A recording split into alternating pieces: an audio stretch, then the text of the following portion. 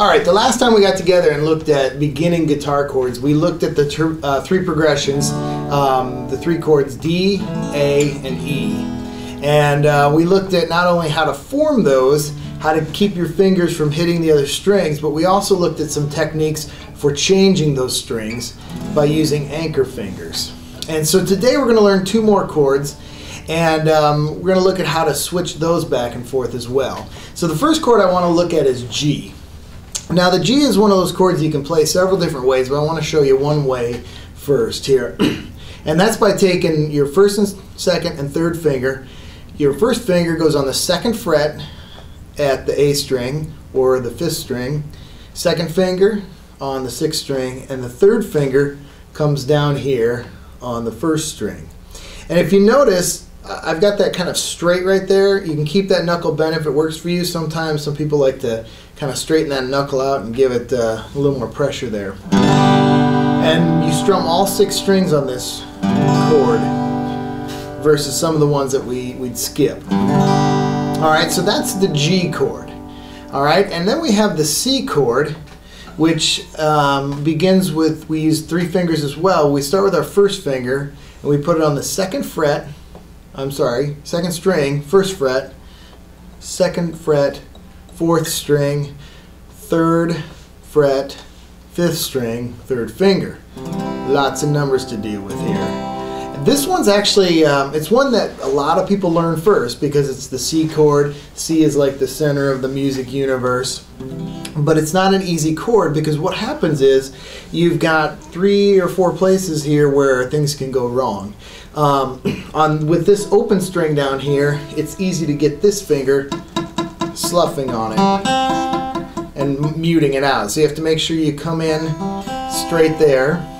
You can do the same thing on this third finger where you mute the string out below it, and then on the third finger here you can mute that string out below that one as well. And so you've got to get that curl in there, and remember we talked about getting the thumb down, and so you can get the curl on the fingers. And after a while, once you get to know these chords, you're going to just get that thumb up there like the rest of us lazy guitar players. But until then, drop that thumb down, get the curl in the finger so you can get on the fingertip. It also helps to keep your fingernails cut short. Beginning guitar players, especially girls, have a hard time with that. So cut them short so you can use the tips of your fingers. On the C chord, we don't actually play the low E, even though the high E is in there. So technically that note is in there, but if we play it, it's really kind of muddy. And there's once in a while we will play it if it's strategic in the bass line, but not often. So we have the C and the G. Alright, and if you notice, there's no nice little anchor fingers like we had with the D and the A and the E. These just are kind of a switch all your fingers at once sort of thing. And so you'll want to practice that going back and forth and back and forth. Alright, now let's take one of the chords we learned last time, the D chord, and let's add it to these 2 chords. And what we get then is a common progression known as the 1, the 4, and the 5.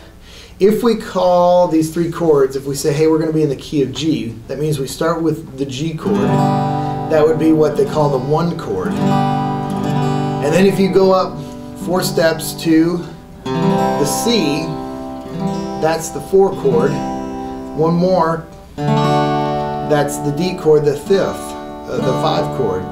And so you don't, if you're not into learning all the theory right now, that's fine, but this is a 1, 4, 5. And you've heard that in countless songs since the dawn of time, or at least rock and roll. Alright, so here we've got 3 chords that there's no common fingering, so you just have to do the jumping, you have to do the placing. What you want to think about as you're doing that is dropping those fingers into place, and a lot of times what you'll do is you'll start with 1 and then build the rest. And that's okay at first. You may start on the D then and put these other ones down. But what you want to do is be able to just land them all at once. And so again, this is kind of that TV practicing that you can do. You can just take your fingers off the C chord, put them back on. Then as you get the C chord down, practice going from the C chord, taking all your fingers off, putting them down on the G, taking all your fingers off, putting them on the D. Now there's a couple things you can think about with this G chord. This third finger for the D just goes up one, and so that might be a good place to start to kind of switch your fingers around. So there's a couple little places. Now we're going to get into in the next lesson actually a couple different ways to play the G, so we can do some different things with it. But for now, this is kind of the basic form that's good to learn at first, just so you understand how to play the G chord. So if you happen to find it in a chord book and it's listed out like this, that's cool. Or if it's got a couple extra fingers on it, that's cool too. But just work on it this way at first so you can learn it. Alright, so far we've, the first lesson we learned D, A, and E. And then in the last lesson we learned G and C. We looked briefly at a progression that works out in the key of G, G, C, D. But I want to look at another progression that's actually a 1-4-5 chord progression. But it's in a different key, and that's the key of D. And so far we've learned the one chord in the key of D the first time, which is D. And then we learned in this last lesson the 4 chord, the G chord, alright, in the key of D. And then we learned the 5 chord, which is the A. Alright, and you don't have to remember these numbers right now, but if you learn them early on, it'll help you to like transpose and know music theory later. So, but if it's just making your mind hurt, don't worry about it. Just learn the chords and play them. Alright, so the progression here is actually used for Matt Redman's song Undignified. So let's take a look at that. It starts off in the verse, it goes D, D, basically 2 strums, and then G, G, another 2 strums, then it goes back to D for a couple more strums, and then A. Alright, and in the real version there's some different bass notes and things like that, but you don't have to worry about that now. So it says, I will dance, I will sing, to be mad for my King. Nothing, Lord, is hindering this passion in my soul. So that's it. So it's 1, 2, and all I'm doing is downstrokes. We really haven't talked about strumming much, but I'm just going down, down for each strum. So down, down, down, down, down, down, down, down. Alright? The chorus is pretty much the same way.